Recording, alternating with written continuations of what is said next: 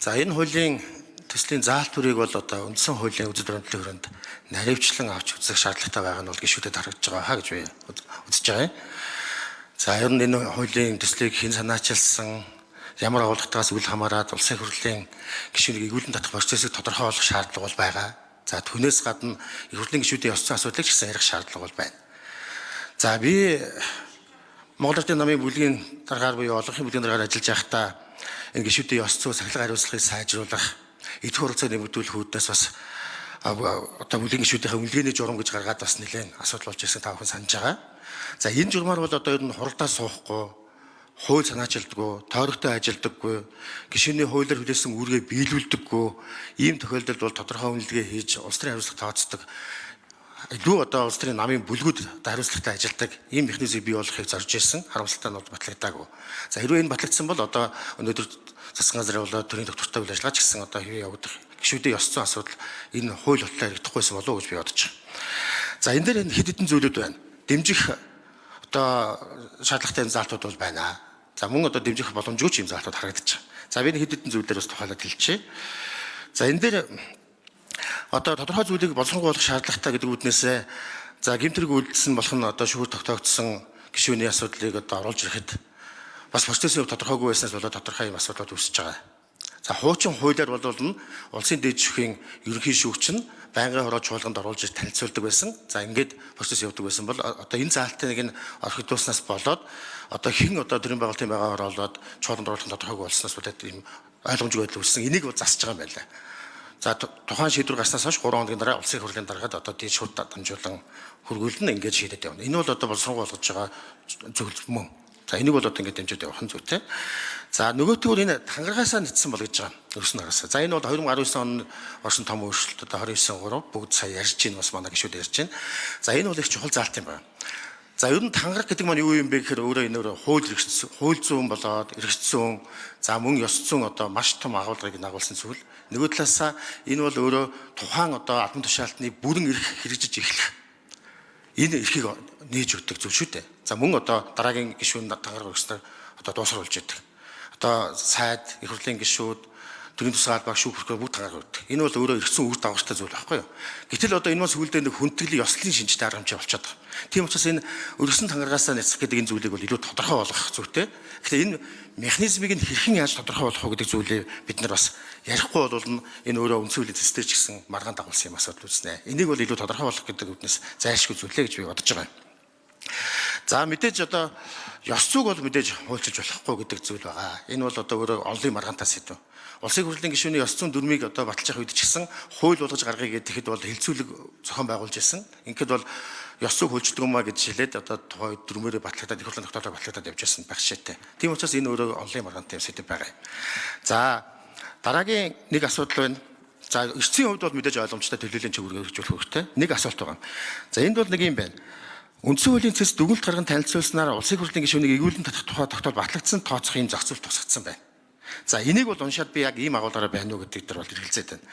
За үндсэн хууль зөрчсөн одоо эргүүлэн татах үндсэлтэд дарах үндсэн хуулийн цэцгийн дүгнэлтийг улсын хурл сонсох буюу танилцаад хилцүүлэхгүйгээр за мөн одоо санал орохгүйгээр тухайн гишүүнийг эргүүлэн татах асуудал явагдаж магадгүй байна. Энэ өөрөө бас ноцтой асуудал шүү. Энэ дээр бол тодорхой одоо хариултыг авъя. За ингэж ийм зохицуул туссан байна гэж би одоо эндээс уншаад бол ингэж хараад байна. Тэгээд санал хураалт тодорхой агуулгаараа их хурл дээр биш цэц дээр санал хураалт явагдах. За хариулъя. Хэн хариулах вэ? Отхон Баярын маш бат хууль зүйн ухааны доктор дэд профессор ажлын хэсгийн гишүүн хариулъя. За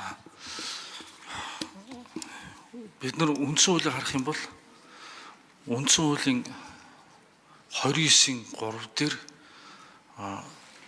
их хурл түүнийг эргүүлэн татна гэд үүрэг болгосон залт орсон байна. Нэгд хоёрдугаарт нь үндсэн хуулийн 66 дугаар зүйлийн 67 дугаар зүйл дээр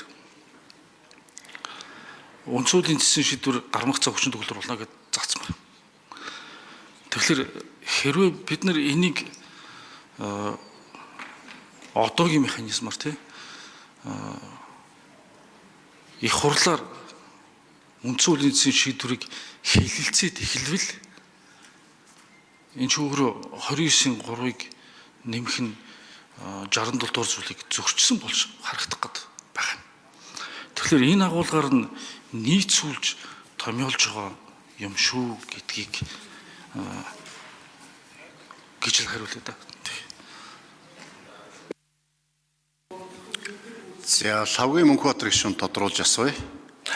За яг миний асуусан агуулгаар орсон одоо гарамгцсан хүчин төгөлдөр болох ёстой хэлцүүлэггүйгээр одоо шууд одоо шийдэгдэх явахаар ингэж одоо ойлгохоор хариулж явах шиг байна. За ингэхээр бид одоо үндсүүлийн цэц маань ер нь одоо ямар байгуулга вэ? Хэрхэн бэхжсэн бэ гэдэг асуудлуудаа бас гишүүд талаас нь бодох хэрэгтэй байна.